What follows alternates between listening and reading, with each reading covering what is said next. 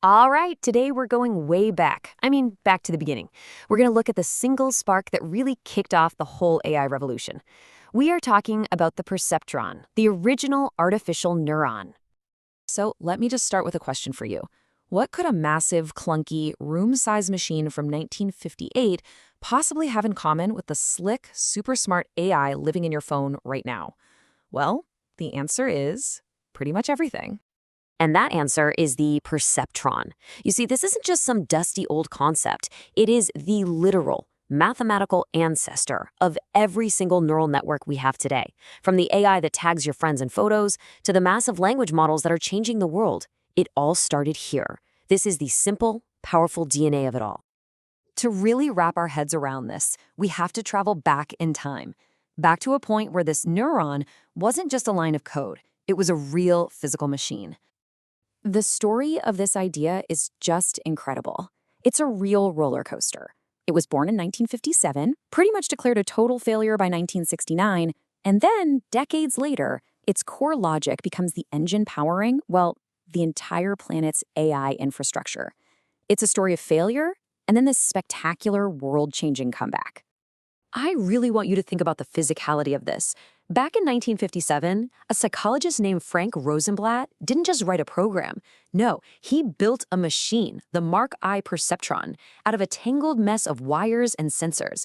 And he built it for one reason: to see and recognize things, just like a human brain. And this is my favorite part. This is where it gets really tangible. Today, when we talk about model weights, we're talking about abstract numbers sitting in computer memory. But for the Mark I, the weights were actual physical knobs. As the machine learned, you had little electric motors that would literally turn these knobs to change how much importance it gave to different pieces of information. It was a mechanical brain learning right in front of you. Okay, so this mechanical brain could learn, but how did it actually make a decision? Well, the logic is surprisingly simple. And what's wild is that it's the exact same logic that happens billions of times a second inside a modern GPU today. It all boils down to 5 simple steps. First, it takes in a bunch of simple yes or no data points. Step 2, it multiplies each of those inputs by a weight, which is just a number that says, how important is this piece of info? 3, it adds all those weighted numbers up into one big total. 4, it compares that total to a threshold that we set, which we call the bias. You can think of it as the neuron's tipping point. And finally, step 5, if the sum is over that threshold, it fires a yes. If it's under, it fires a no. That's it. Let's see how it works. Let's make this real with a classic question. Should we go surfing? Okay, first the inputs. Are the waves good? Heck yeah, so that's a 1. Is it crowded? Nah, pretty empty, so that's a 0. Are there sharks? Thankfully, no, that's a 1. Now, let's give them weights. Good waves are super important, so let's give that a weight of 5. Sharks are also a really big deal, so that gets a 4.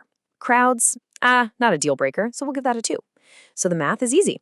1 times 5 is 5, plus 0 times 2 is 0, plus 1 times 4 is 4. That gives us a grand total of 9. Let's say our threshold for going surfing is anything over 3. Well, 9 is way over 3, so the decision is a 1. Yes, let's go!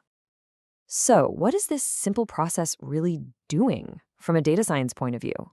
What does this decision look like geometrically?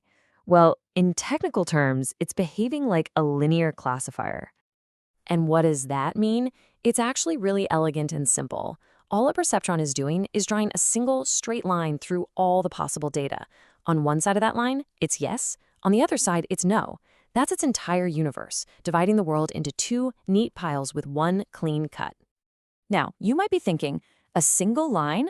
That's it? How powerful can that possibly be? Well, here's the amazing part. Even though one line is simple, if you string enough of these simple line drawers together, they can form something called a universal logic gate. That's a fancy way of saying that a network of these simple things can compute anything a regular computer chip can.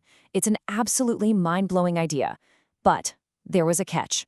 A big one. A fatal flaw. And when I say this flaw was fatal, I mean it. This one issue was so big, it didn't just slow things down. It nearly killed the entire field of artificial intelligence for a whole generation. So here's the problem it couldn't solve. Look at the screen. On the left, you've got a problem where a single, clean line can easily separate the trues from the falses. Easy. But now, look at the right. This is a famous problem called XOR logic. You can see how the data is all tangled up. No matter which way you try, you just can't draw a single straight line to separate the orange dots from the gray ones. It's impossible. And for the perceptron, that was game over. It was stumped. Then, in 1969, two researchers, Minsky and Papert, published a book that mathematically proved this limitation. And the impact was immediate and just devastating. This proof, showing that this simple neuron couldn't solve this one little logic problem, was so discouraging that it brought the first age of AI to a screeching halt. The dream just died. All the funding dried up, the research labs were shut down, and the whole idea of artificial neural networks was basically considered a dead end. This whole period of disillusionment became famously known as the first AI winter. The perceptron was officially put on ice. But, of course, the story doesn't end there. Because while a single perceptron was weak, its ghost kind of lived on, just waiting for the rest of the world to catch up to what it could really do. Which brings us to the big question, right? If a single perceptron was so flawed that it literally caused an AI winter, why on earth are we talking about it? Why is it the foundation of everything we do in AI today? The answer is because we don't use just one anymore. We use billions of them. And what's absolutely amazing is how perfectly those original ideas map onto our modern techniques. The perceptron's simple addition, that's now super fast matrix multiplication. Its handful of physical weights, those are now billions of digital model parameters.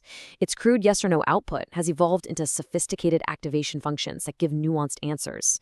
And its basic learning role? That's been replaced by the powerful calculus of gradient descent, a much, much smarter way for a network to learn. It's the same soul, just in a vastly more powerful body. And here's the direct link to the hardware in your computer, that one.